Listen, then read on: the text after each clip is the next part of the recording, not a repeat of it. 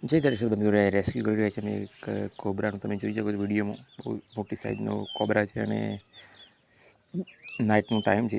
નાઇટના ટાઈમમાં અમને કોલ આવ્યો હતો અને અમે રેસ્ક્યુ કરવા આવી રહ્યા છીએ.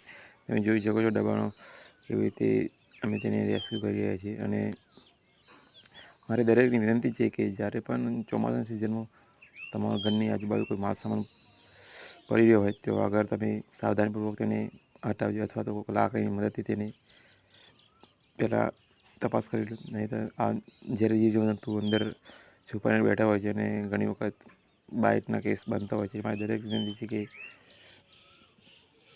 સાવધાન રહેવું અને રાખવું.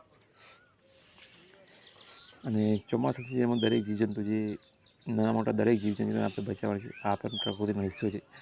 પ્રકૃતિમાં રહેતા દરેક જીવજંતુ આપણા માટે જોખમી નથી, પણ આપણે 100% આપણે પોતાની કાળજી રાખવાની હોય છે. તમે જોઈ શકો છો અમે ડબ્બામાં સારી રીતે રેસ્ક્યુ કર્યું છે. અને તમને વિડીયો ગમે તો વિડીયોને લાઇક જરૂર કરજો, ચેનલને સબસ્ક્રાઈબ કરજો. જય તારેશ્વર. તમે જોઈ શકો છો કેટલા સાપ જોવા માટે આવ્યા છે.